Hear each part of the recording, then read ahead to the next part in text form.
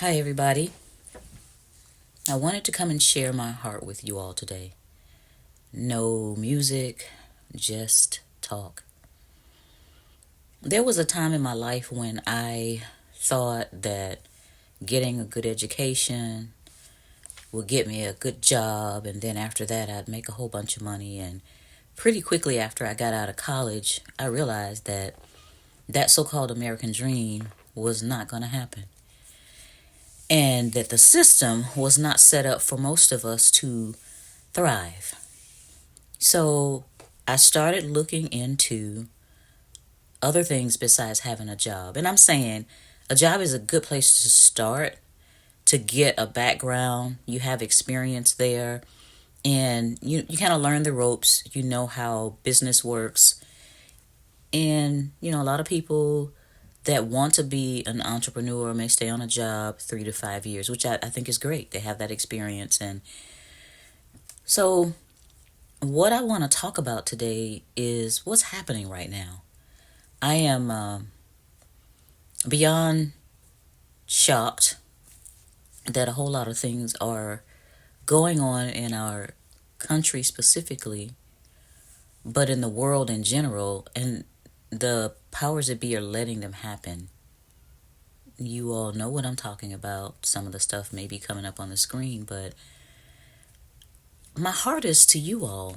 I sit here a lot of times and think about the things that we can do to thrive instead of just surviving day by day. Groceries are going up, everything's going up, a whole lot of jobs are going away. I know several six-figure people who've gotten pink slips lately, and the ones that prepared are going to be okay, but the ones that didn't, they don't know what to do. I want to make sure that you all are hearing me clearly when I say that just because things have been going okay for a very, very long time doesn't mean that they're going to continue to go okay. That's some kind of a syndrome where people just don't want to come to grips with the fact that things are going, and they're really, really going fast, and they're going down really fast right now. The dollar is worth about 3 cents of what it used to be back in, I think, 1921. And we are just in a tailspin in every area of life. There's no way eggs should be $5.62 for a dozen eggs. There's no way. But there are people out there that want to make sure that you don't survive, let alone thrive. And I've been talking about the different things that you can do to make sure that you can thrive. And I don't know how many people really care. There's this thing called cognitive dissonance, and I believe that a lot of people may have that. That's when you just don't want to believe what is happening. It's like that little statue of hear no evil, speak no evil, see no evil. And just because you're not seeing it or not saying it or not paying attention to it doesn't mean it's not happening. There are things that I've heard, and I pray that they aren't true, but if you're not preparing yourself and your family for some kind of a economic turn down, then I don't understand why not. I am preparing and have been preparing myself and my family for a while. It takes a lot of energy. It takes a lot of forethought. It takes a lot of strategic thinking to do these things, because you can't just sit here and do it and be haphazard about it. It has to make sense. Your plans have to make sense. The biggest thing that I've done, most of you know my story. I had to start from nothing and start all over again. And I can't sit here and watch television and play video games and do those things in order for myself and my family to move forward. The energy that it takes me to maintain every day and to make steps forward has to be spent doing that. My father taught me a long time ago about delayed gratification. I have an old video talking about that. And I didn't tell you how exactly he explained it back then, but I'm kind of gonna get into it now and use words that hopefully will be okay with this platform. When I was a teenager, I was in high school, and high school started in 8th grade. That's dating myself. But here in Georgia, high school was 8th through 12th grade. And I was 12 years old. In a high school with kids, boys specifically, that were 18 years old, like seniors. And my dad, how you sit down and have that talk with the kid about what to do and what not to do. Well, the way my father, which is very practical, he's still around, he's 81, very practical and pragmatic guy, basically taught me about delayed gratification. He said, if you wait and not get involved in any relationships until you get much older, then you're going to be able to have a better life. Some of these girls that you see in this school did not practice delayed gratification. And they have reputations that are ruined, and some of them even have kids. If you don't delay gratification, you're probably going to end up with 3 or 4 children working at McDonald's. I took that very seriously, and I followed his advice. What I'm asking you guys to do now is follow my advice. Delay gratification. Stop buying things. If your car's working okay, get it fixed. Yeah, I know you want a new car. I do. But fixing that old car is going to save you a car note or a whole bunch of money, like a down payment, so that you'll be able to do the things you need to do as the economy tanks. Delayed gratification. Also, I talk a lot about home-based business. When I talked about those people that I know that had pink slips and some of them were okay, the ones that were okay were the ones that got with me and started home-based businesses while they were still on the job. A lot of my clients have high-paying jobs, 6-figure jobs, but they are afraid of that pink slip. It might come anytime. There are multiple large corporations that are laying off thousands of people at a time. And it's not just the people that are on the bottom. It's a lot of times people on the top. So these people that are my clients are getting prepared by having me show them how to start a home-based business from scratch. First of all, we pick the business. It can't be just anything. For example, one of my ladies wanted to start a quilting business. She loves quilting. And I told her, baby, quilting is fine, but not for a business, because Walmart and Target sell quilts. Keep that a hobby and spend your time quilting, when you need some peace and tranquility, but we got to find a real business for you. It's not just finding the business. It's figuring out how to structure the business. Should it be a partnership? Should it be a corporation? Should it be a sole proprietorship? Should it be registered in the state in which you live?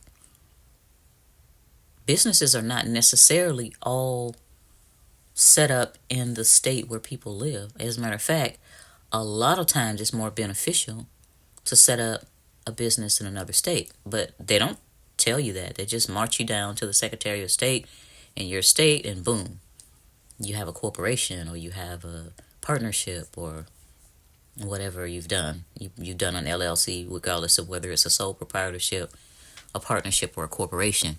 And that's not necessarily the best thing. After we figure out the structure, then we start building the business. There's a lot that goes into that.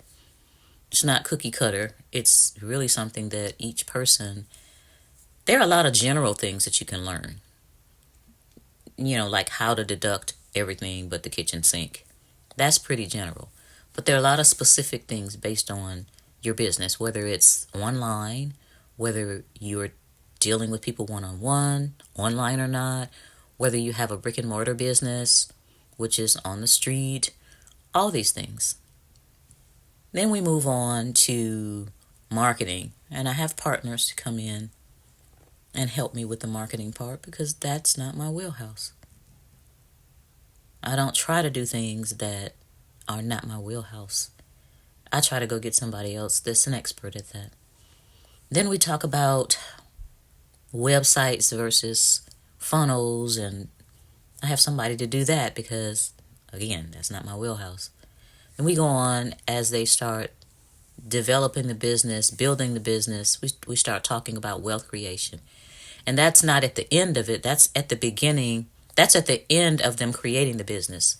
We don't wait until the money starts coming in. We need to talk about that immediately. Because as the money starts coming in, a lot of the businesses that I've seen will go start spending the money. They see that the business works. They see that customers are coming. And now it's time for me to go buy that car. And now it's time for me to go on vacation or whatever. And that's not what you do. When I describe putting your nose to the grindstone, that is putting your nose to the grindstone.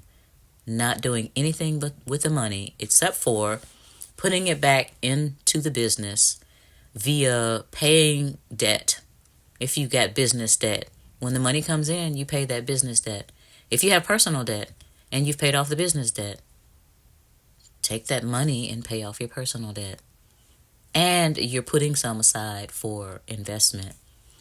I call it a lifestyle fund. So I have a lifestyle fund, and when I get ready to go to Costa Rica or go anywhere else, I dig into my lifestyle fund as opposed to using credit cards. Well, I actually use my American Express card so that I can get those Delta Sky miles, but then I pay it off with the money that's in the lifestyle fund.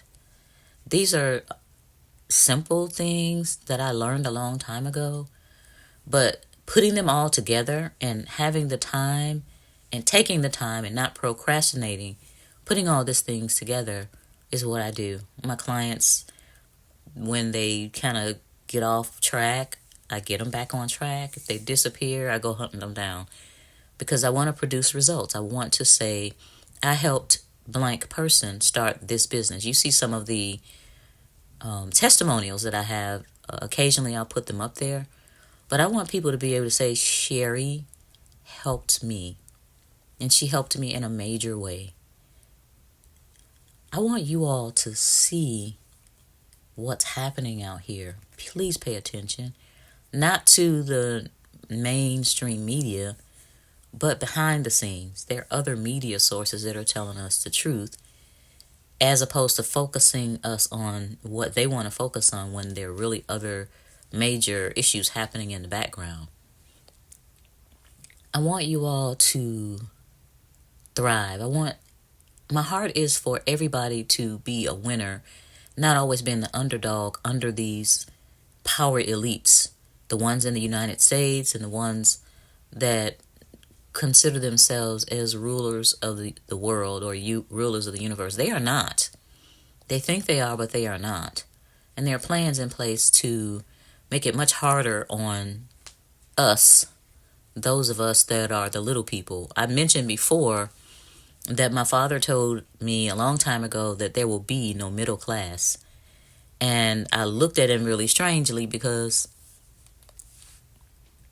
we had a middle class. We had houses, at least one TV, and things were fine. But right now, we have so many people that are on the streets. I make little care packages in Ziploc bags. I put soup and water and juice and crackers and some other things in bags and keep them in my back seats. And when I roll up to a light and somebody's got a sign up looking for money, I ask them, do they want food? A lot of times, most times they say yes. And I've seen them in my rearview mirror sitting down just tearing that food up sometimes. And it hurts my heart that people have gotten themselves into that situation where they're on the streets. I've seen women on the streets. A woman approached me in a Hobby Lobby one day.